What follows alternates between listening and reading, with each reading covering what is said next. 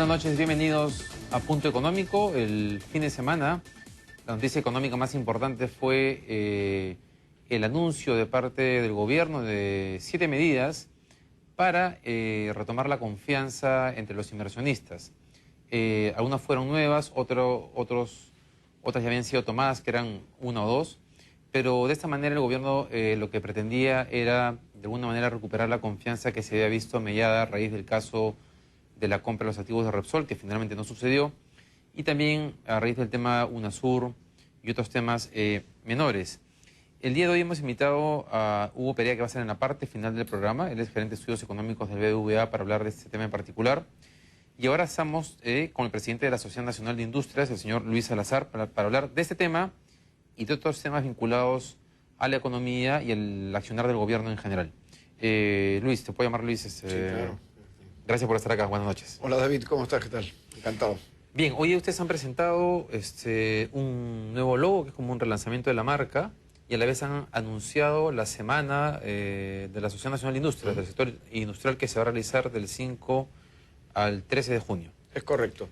El lanzamiento del logo, nosotros creemos que tenemos que estar en los tiempos modernos, tenemos que renovarnos, y la imagen nueva que estamos presentando en la institución va justamente en esa línea, ¿no? De volver a mostrar modernidad, de mostrar innovación, de estar nuevamente buscando estar presentes, digamos, y cumpliendo el rol de la importancia que tenemos para el desarrollo del país, ¿no? Y internamente, ¿cómo se plasman esos cambios? Y solamente para darle una mirada un poco hacia atrás, durante muchos años hubo un enfrentamiento, por ejemplo, entre COMEX y la Asociación Nacional de Industrias, porque se decía que la Asociación Nacional de Industrias era un gremio que básicamente buscaba proteccionismo, y COMEX más bien buscaba la apertura total o la liberalización total.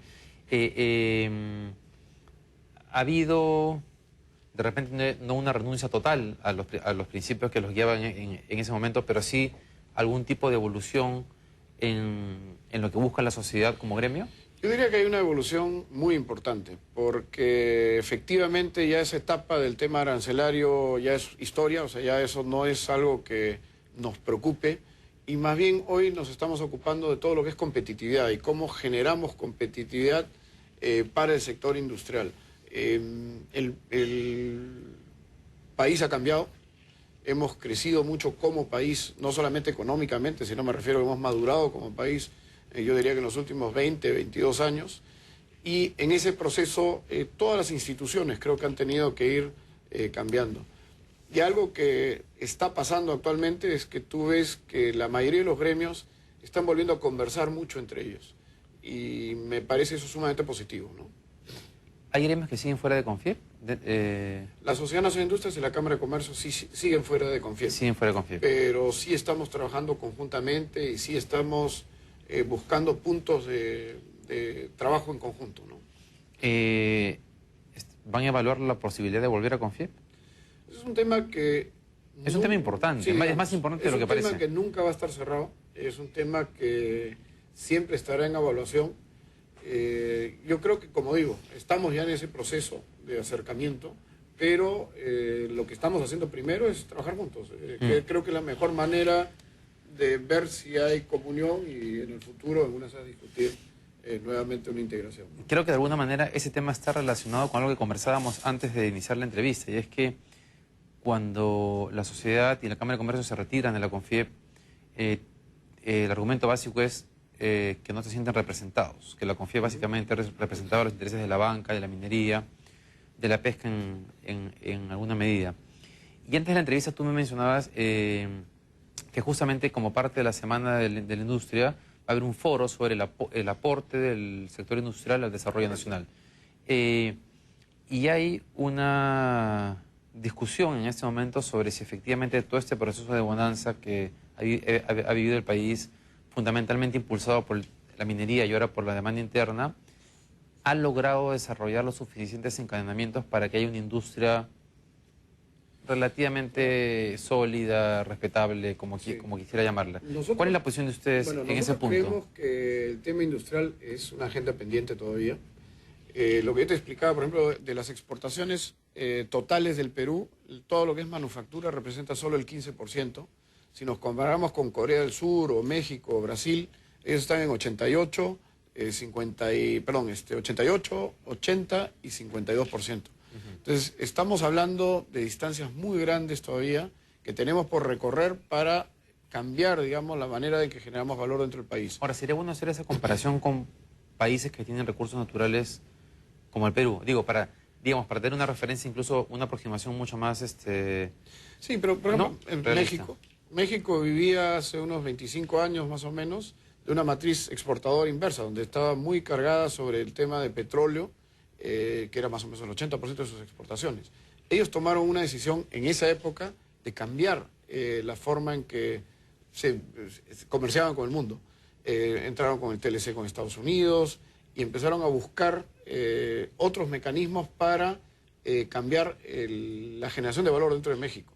Entraron, por ejemplo, a todo lo que es piezas para autos, entraron en telecomunicaciones, han entrado en muchas cosas que salen fuera del tema de materias primas. Entonces, en resumen, nosotros lo que vemos es que si no hacemos esa tarea y seguimos dependiendo de las materias primas, llámese productos agrícolas, llámese productos de minería, vamos a estar siempre viviendo estas olas que hay. Hoy estamos en una ola muy importante de valor, digamos, de los commodities, pero que son olas. Que se puede acabar. Que se Ahora, puede acabar, ¿no? En los ejemplos que has mencionado, Corea, Brasil, no sé el caso de México, tú me dirás, no solamente ha habido un proceso de planificación, además concertada entre el ámbito público y privado, sobre dónde se quiere ir, sino también ha habido mecanismos de incentivo, de promoción, Correcto. de sectores elegidos. Eso en el Perú es un tema que también está en discusión, sobre si ese es el esquema, digamos, el sector más liberal, si se quiere, del país, discute que ese sea el camino que un país debería tomar. ¿Cuál es la posición de la Sociedad Nacional de Industria sobre ese tema? Nosotros justamente hemos estado haciendo un benchmarking con los países que han logrado desarrollar su industria. Y, por ejemplo, un tema importante es el impuesto a la renta. O sea, porque básicamente el tema está por el lado tributario, el lado laboral, o sea, los dos tributarios, después todo el tema de logística y el tema de infraestructura, que va amarrado también al tema de logística. Y otro punto que también es un relevante, digamos, para la competitividad es la energía. Sabemos que en Estados Unidos se ha descubierto un mecanismo, digamos, para aprovechar el shale gas y que van a tener una energía mucho más barata Que es un que tipo lo de que gas, hoy, ¿no? que es un tipo de gas que se aprovecha, si no me equivoco, de la roca mineral, digamos, logran recuperar el gas. Con esa energía, Estados Unidos va a volverse muy competitivo en su industria. Y ese es un punto también bien interesante. Los países que apostaron por la nueva era, digamos, del conocimiento y los servicios, dentro de los cuales está Europa y Estados Unidos, han descubierto que al olvidarse de lo tangible, o sea, de lo que es realmente duro, que es la manufactura, que es donde estoy realmente elaborando cosas, los que se han retirado, digamos, de eso, ya se han desindustrializado, han tenido muchos problemas en las últimas dos crisis. Cosa que el Perú y los países que han apostado por un modelo apoyado sobre industria no han tenido. Alemania es el ejemplo de un país desarrollado que no ha hecho ese camino de descentralización. No, Alemania y el que está mejor en Europa. Es el que se está cargando Claro, el peso de Europa toda encima Europa. en este momento. Así Eso es interesante. Y en Asia, que son las economías emergentes que están sosteniendo el crecimiento también del mundo, están en la misma tónica. Si es así, ¿por qué crees que hay tanta oposición en un sector del país por tener políticas proindustriales? Yo lo que creo es que más que oposición es un tema, ella viene una autocrítica a nosotros, más que oposición es falta de conocimiento. No se entiende bien qué cosa es significado y la importancia que tiene. Nosotros, por ejemplo, hemos hecho un análisis donde comparamos la pobreza extrema con el PBI industrial. Y los departamentos en Perú que tienen mayor PBI industrial son los que tienen pobrezas que están alrededor del 20, 22, 24%. Y cuando nos vamos a los de mayor cantidad de pobreza, estamos hablando de por encima del 60%, llámese Huancavelica, por ejemplo, ellos están en el 0.01% del PBI industrial. O sea, están realmente al fondo en lo que ha sido la generación de valor agregado. Cuando miramos también cómo van creciendo los sueldos, salvo la construcción, que está con unos sueldos muy altos y que está hoy en un boom y un crecimiento muy fuerte. La industria es el siguiente sector, digamos, con una relativa captación o una relativamente grande captación de trabajadores que está subiendo los sueldos interesantemente, ¿no? ¿Han tenido algún tipo de acercamiento con el gobierno para hablar de ese tema? Nosotros estamos en permanente conversación con el gobierno. A diferencia de lo que muchos hablan de no se puede conversar, podemos disentir, que eso creo que es algo válido, pero hemos tenido puertas abiertas y se nos ha escuchado, yo diría que casi todos los foros. Estamos planteando, llevando temas analizados, como digo, haciendo benchmarking, por ejemplo, el tema del impuesto a la renta. Chile está en 18,5%, está bajando a 17% a partir de este año. Estamos comparando, estoy hablando de impuesto a la renta, 30% es en el Perú.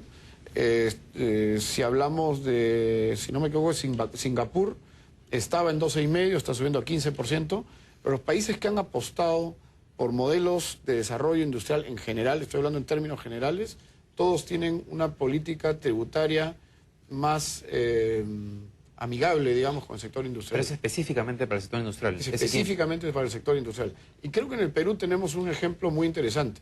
Se decidió desarrollar el sector agrícola, todo el tema de agricultura. A ellos se les ha puesto un impuesto de 15% sobre la renta. Y el sector está desarrollándose. Tienen un régimen laboral. Tienen un especial, régimen laboral especial. O sea, se le dieron las condiciones para que el sector pudiera desarrollarse. Y tenemos, gracias a eso, por ejemplo, prácticamente pleno empleo en Ica. Ahora, y el resultado, pero hay un tema bien interesante, porque comienzan con sueldos bajos, pero una vez que empieza a desarrollarse, empieza a generarse la demanda de trabajadores, los sueldos empiezan a subir.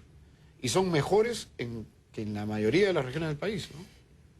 Eso me lleva a una pregunta, y voy a mencionar al IPE, al Instituto Peruano de Economía, con todo respeto.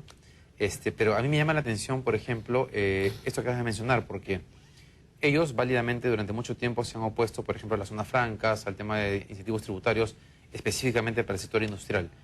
Pero en realidad, cuando se habla del sector, cuando eso se ha otorgado para el sector agroindustrial, exportador, o cuando se habla del régimen laboral especial para el sector textil, es como si eso sí estuviese bien. Pero a la vez se oponen a que el Estado apueste por sectores ganadores. Entonces hay una especie de contradicción sobre a quién beneficio y a quién... No, beneficios no, a quién le doy incentivos y por qué apuesto, con el discurso de que no se debe apostar por nadie. Y no es solamente la posición del IPE, es una contradicción conceptual que uno podría encontrar en muchos empresarios o en muchos líderes de opinión. Nuevamente, ¿por qué? No, o sea, ¿a qué se debe? Digamos, yo lo que creo es que, primero no voy a discutir directamente con el IPE, no es un tema que nos ocupe en este momento, digamos, pero el tema es más complejo, yo creo, que decir simplemente estoy de acuerdo o no estoy de acuerdo.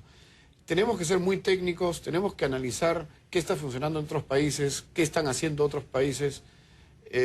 Como digo, lo que se ha hecho en el sector agrícola a nosotros nos parece espectacular y es el camino que se debe seguir y no se debe cambiar, porque hasta que no se haya desarrollado muy bien el sector agrícola, y todavía tiene muchísimo por crecer, deben mantenerse esas condiciones. Lo mismo con el sector exportador. Justamente estábamos hablando del tema de la manufactura. Estamos al 15% de las exportaciones totales con productos manufacturados. Nosotros tenemos que llegar al 50, 60%.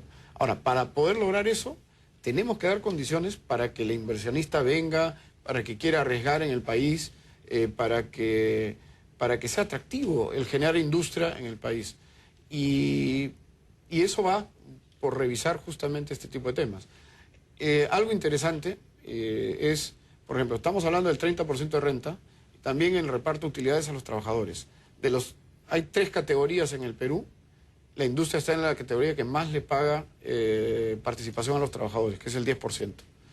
¿Más que el resto de sectores? Más que 8% minería y hay sectores... Paga más que la minería. Paga más que la minería y paga que muchos otros sectores de servicios que están pagando 5%.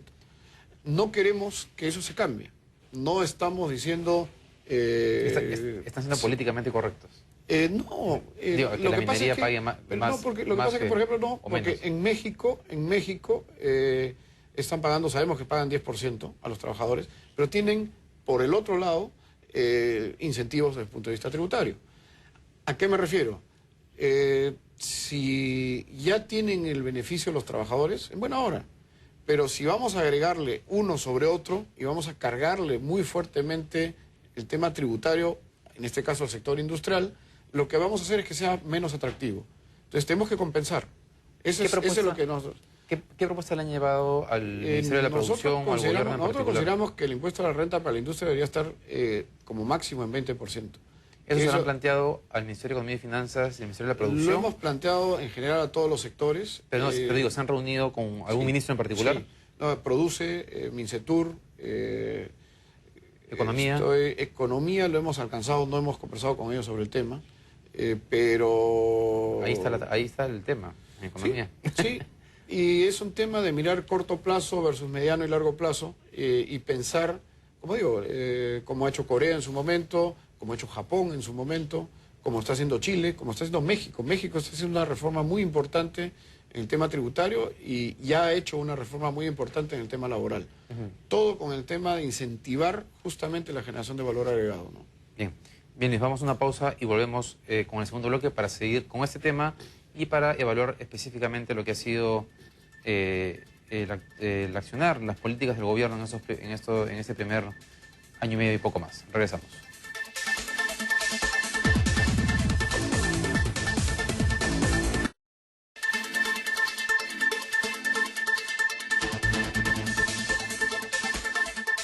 Bien, estamos de vuelta y estamos con el presidente de la Sociedad Nacional de Industrias, Luis Salazar. Estábamos conversando sobre, creo que hay una idea bien importante, que es cómo aquellos países que habían, no necesariamente apostado por desindustrializar, pero sí como habían descuidado la industria, se han dado cuenta del error que habían cometido y están comenzando a tomar medidas para revertir esa situación.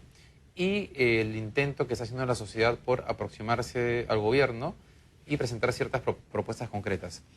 Además de esta propuesta del impuesto a la renta, ¿qué otras medidas han llevado? Hay justamente el tema laboral. Nosotros consideramos que es importante revisar el tema de la rigidez laboral. Más que el tema de los costos en sí, hay un tema de flexibilidad que se necesita, sobre todo porque hoy el Perú está expuesto al mercado internacional y vive en función al movimiento de los mercados mundiales. Y en función a eso, justamente lo que estuvo en discusión sobre los contratos de exportación no tradicional, que permiten justamente a los exportadores adecuarse a las fluctuaciones que hay en el mercado internacional.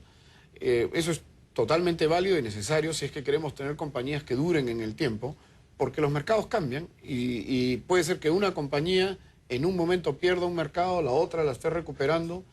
Y lo que debemos lograr es más bien que se genere más inversión, que se generen más industrias, que generen más puestos de trabajo, cosa que si alguien o una empresa tiene una coyuntura donde tiene que flexibilizarse y achicarse un poco, esa misma gente rápidamente encuentre puestos de trabajo en otros lados. El Ministerio de Economía sí va a estar de acuerdo con eso. Yo me imagino que sí, yo me imagino que sí. Y ahí te cuento un poco, ahí va el tema justamente de la Semana de la Industria. Y es una reflexión que hemos hecho nosotros justamente hablando sobre el tema del conocimiento. Y lo que queremos es justamente que se discutan estos temas que estamos hablando nosotros en el foro. Y estamos trayendo a Ricardo Hausmann, que es un poco crítico, digamos, a la forma en que el Perú ha logrado su crecimiento. Ahora, crítico en el sentido de lo que viene. Dice, muy bien hasta ahora, pero si queremos seguir creciendo, si queremos seguir siendo un Perú que aspira a llegar al primer mundo, digamos, tenemos que replantear la forma en que estamos construyendo la riqueza dentro del país. Y ahí entra justamente el tema del valor agregado. Y estamos trayendo experiencias justamente de diferentes países. Vamos a tener, por ejemplo, una mesa con 5 ministros para discutir el tema y para que ellos discutan entre ellos ¿Pasar el tema. Castilla en esa mesa? Tenemos entendido que sí. Esperemos que vaya. Es muy importante que el Ministerio de Economía esté participando de este tipo de eventos. Que se involucre en entender, digamos, los problemas y las necesidades que tienen las empresas industriales, ¿no? Ahora, ustedes tienen un reto bien importante ahí, porque yo recuerdo que hace 2 CADES vino un profesor de Harvard, uno de esos que trajeron, y hicieron una comparación entre países, y también llamó duramente la atención sobre el tipo de crecimiento que había en el Perú. Y cuando uno salía afuera a conversar con los empresarios que estaban en el CADE, te decían que no, que estaba loco, que acá que estábamos bien, que no había que hacer ningún tipo de cambio en la política, digamos, general para que las cosas caminen, ¿no? Que, digamos, que el libre mercado funcionaba bastante bien. Lo que pasa es que hay que tener cuidado. Nosotros no estamos discutiendo el libre mercado. No, yo sé. El libre mercado funciona muy bien. Yo estoy de acuerdo con y eso. más bien lo que hay que tener son políticas para ser competitivos. Pero eso implica lo que hablamos al comienzo, decir el sector industrial es importante para el país. Correcto. Y necesitamos priorizarlo y por lo tanto tomar medidas específicas para un sector. Correcto. Algo que es un pecado para un grupo de líderes de opinión. Yo lo que creo es que eso ya está cambiando un poco. Porque esa es una tendencia que hubo en el mundo. Y como digo, el mismo Europa, el mismo Estados Unidos iban en esa línea y hoy están adoptando medidas distintas. Estados Unidos más rápido y Europa tiene el gran problema de ser un montón de países que tienen que de alguna manera ponerse de acuerdo y tratar de avanzar rápido en reformas. Sabemos que España está haciendo un esfuerzo enorme por tratar de cambiar la forma en que están manejando ellos el crecimiento del país, ¿no? Tú me mencionabas hace un momento, y por favor si puedes mencionar al público, las tasas de crecimiento de los sectores, ¿cuáles están creciendo y cuáles están decreciendo? Bueno, el crecimiento, el sector que está liderando el crecimiento en este momento es el de construcción con 11.9%. Estoy hablando de enero a marzo. Enero a marzo del 2013. Y el año pasado ha crecido 15.2%. También está transporte y comunicaciones, financiero, servicios en general. Todos están con crecimiento de más del 6% en el primer trimestre. Donde nosotros vemos el problema es que todos estos sectores son muy volátiles y son de fácil entrada y fácil salida. La construcción se para en seco y se para en seco, como ha pasado en Estados Unidos y como puede pasar también en el Perú. En el tema de servicios también son muy volátiles y los sectores que no están creciendo en este momento son justamente lo que nosotros llamamos los sectores duros, los que son tangibles y que además necesitan un tiempo largo de maduración. Y es el de industrial y el sector minero, ¿no? Donde las inversiones no se recuperan inmediatamente, donde son 3, 4, 5 años para que comience a recuperar. La industria ha decrecido 0.2% de enero a marzo y la minería ha decrecido 0.8% también de enero a marzo. Ahí es donde nosotros vemos cierta preocupación y compartimos un poco lo que decía, si no me equivoco, era Porter, y también con lo que dice el señor Hausman, ¿no? En general, todos los observadores internacionales a los cuales se les ha pedido que vengan al Perú a hacer una evaluación de ese tipo en conferencias internacionales han dicho exactamente lo mismo. Lo que pasa es que el mundo se ha golpeado. El mundo creyó que la forma de generar riqueza era vía la construcción, vía servicios, finanzas, y todo el tema del conocimiento. Y eso, por ejemplo, ese es un tema bien interesante. Cuando uno habla con un industrial chino, el chino dice, sí, el conocimiento lo necesito, es cierto. Pero el conocimiento lo puedo traer. Lo que yo sí necesito para generar riqueza es que ese conocimiento se quede en el país mediante una producción. Entonces lo que hacen ellos es, necesito desarrollar una determinada maquinaria o algo. ¿Quién es el que más sabe eso? ¿Un alemán? Me traigo al alemán. ¿Un americano? Me traigo al americano. ¿Un peruano? Me traigo al peruano, así es. Bueno, estamos exportando en este momento muchos peruanos en el tema de minería. Sí. A Chile bastante. Pero a Australia y a diferentes países también. Y ese es un tema que debemos mirar con atención, porque el Perú sí ha generado un muy buen conocimiento en minería. Y tenemos que ver que ese sector siga creciendo. Además por la cadena, ¿no? Porque minería es una locomotora, jala al resto de sectores de todas maneras, ¿no? Sí. Hagamos un pequeño giro. ¿Cuál es la percepción desde la sociedad de lo que ha sido la política general del gobierno en ese tiempo que lleva la administración y el presidente Humala? Nosotros creemos que efectivamente sí quieren hacer las cosas bien. Primer tema, estoy hablando desde el punto de vista intencional. Creemos que sí se han cometido algunos errores. Creemos que, por ejemplo, el tema de Repsol era un problema serio, o la Pampilla, o la compra de la Pampilla, que gracias a Dios se revirtió. También alguna legislación que ha salido, como la Ley de Seguridad y Salud en el Trabajo, donde se está convirtiendo en penal el dar, o criminalizando, por decir de alguna manera, el dar empleo. También creemos que hay algunas otras leyes, como la de la comida chatarra, o la mal llamada comida de la ley de la comida chatarra, que traen sus complicaciones porque son más políticas que técnicas. Y cuando empezamos a sacar legislación que es más política que técnica, empezamos a perjudicar a todos los peruanos. Entonces tenemos que volver a entrar en la senda de lo técnico, y con eso yo estoy seguro que vamos a lograr nuevamente que la confianza se restablezca, lo que se haya sacudido, y volvamos otra vez en la senda del crecimiento fuerte, ¿no? Hablemos de los tres temas que has planteado. El caso Repsol, que yo creo que ha habido casi consenso en que iba a ser un error si es que el gobierno entraba. Incluso aquellos que apuestan por el fortalecimiento de Petroperú consideran que entrar a Repsol iba a ser más un dolor de cabeza que algo positivo. Se ha conocido luego que en la CONFIEP finalmente se había decidido por tener una posición dura frente al tema. Y además, el presidente de la CONFIEP fue muy duro y salió a decir que esto era el inicio del chavismo y de Cuba, yo qué sé. ¿Ustedes participaron de esa reunión de la CONFIEP en la cual iban a salir todos los gremios a dar esta...? No participamos en la reunión. Sí compartimos con CONFIEP en que era un error, que no se debía hacer. Ahora, el tono, la derivación en hacia dónde íbamos. Y la forma en que se dijo, nosotros yo te diría que no hubiéramos usado ese tono.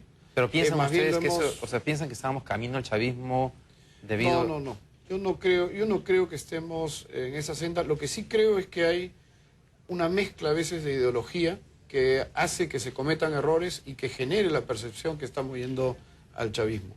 Pero no, yo he visto muchas señales muy positivas, por ejemplo, la ministra de Producción, o el ministro de Comercio Exterior, o el mismo ministro Castilla, donde ellos están apostando por tratar de generar un crecimiento del país, pero tienen un foco muy fuerte en inclusión social.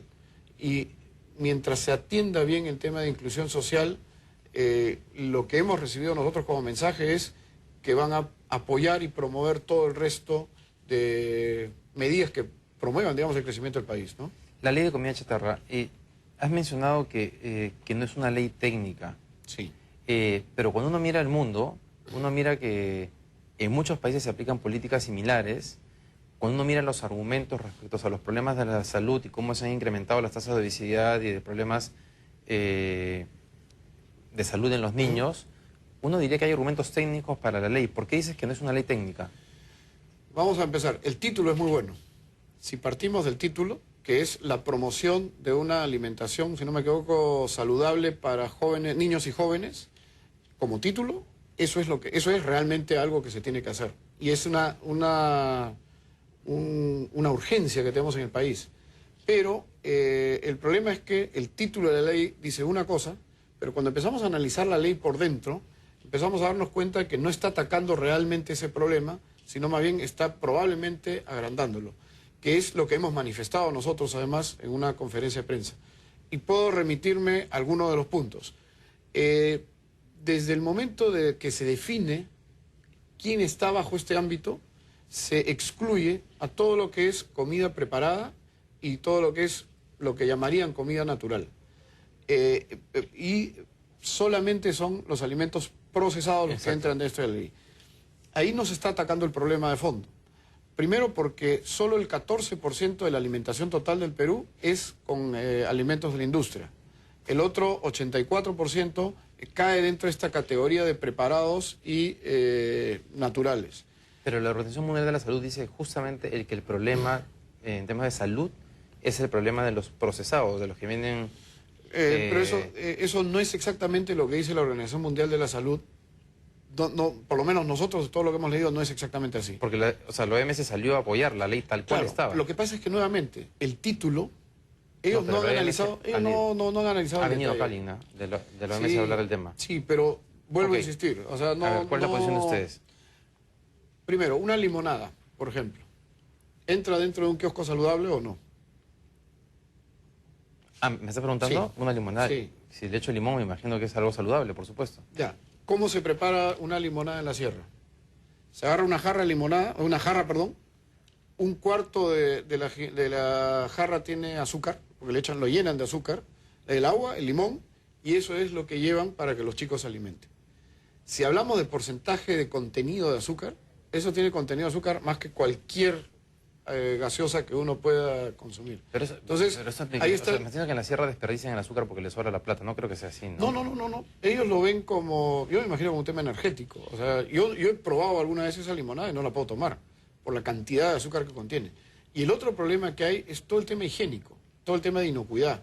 ¿Cómo te vas a cuidar si es que, por ejemplo, un alimento supuestamente elaborado en casa o elaborado en el mismo colegio ha tenido todas las condiciones higiénicas? Hay alrededor de 40.000 colegios del Estado. De esos 40.000, creo que son 23.000 o 24.000 no tienen refrigeración. ¿Cómo vamos a alimentar a nuestros chicos con alimentos que no les hagan daño? El otro problema que vemos nosotros es todo el tema de inocuidad. Lavarse las manos, por ejemplo. Si uno ve una industria de alimentos, y las industrias de alimentos son súper exigentes en todo el tema sanitario. Tienen desde todo el material de acero inoxidable, tienen todos los procesos controlados, están, por ejemplo, controlando el aire que hay en la fábrica para que no tenga contaminación, y todo eso es un beneficio para los consumidores. Claro, pero lo que estás planteando, entiendo a dónde vas y de hecho el tema de la implementación de la norma es un problema. Pero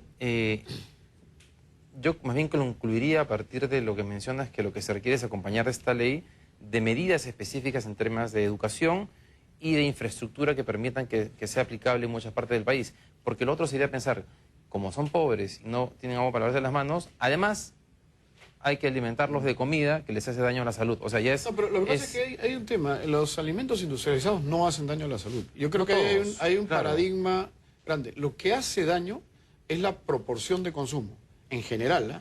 No solamente estoy hablando de los alimentos industrializados. Si yo consumo en exceso dulces, y no me refiero a industrializados, me refiero a tortas, queques, voy a hacerme daño. Si yo no tengo una alimentación balanceada, me voy a hacer daño. Entonces, justamente lo que nosotros estamos diciendo y lo que tú estás diciendo es un tema de educación. Yo tengo que enseñarles a tener una vida saludable y una alimentación sana. Eso es lo que yo tengo que lograr. Y eso no lo estoy logrando con esta ley. Más bien, lo que deberíamos hacer es nuevamente instaurar lo que era el curso de educación para una vida sana o de educación para la salud que existía antes, y el curso de educación física. Nosotros a los chicos les hemos quitado la educación para poder ellos asegurarse un futuro saludable en la vida. Y no mediante prohibiciones o mediante quitarles el acceso, digamos, directo a los productos, entre comillas, porque yo insisto en que es entre comillas, no saludables, no mediante eso le vamos a resolver el problema. Ok. Respecto a esa ley en particular, ¿hay algo que ustedes piensen hacer o ya, digamos, ya está? Porque ya fue promulgada, falta de reglamento, pero digamos, nosotros como seguimos gremio... insistiendo en nuestro punto. Como gremio estamos analizando todas las medidas que se tienen que tomar. Estamos manteniendo también el diálogo con el gobierno, porque consideramos que el mejor camino es mediante el diálogo, pero vemos esos problemas muy serios, ¿no? Bien, Luis, se nos acabó el tiempo lamentablemente para hablar del tercer tema que habías planteado. Será para otra oportunidad que esperamos tenerte acá de todas maneras. Encantado, David. Muchas gracias por estar acá. Sí, que te vaya muy bien. Vamos a la pausa y regresamos con Hugo Perea para conversar sobre las 7 medidas que lanzó el gobierno para recuperar la confianza.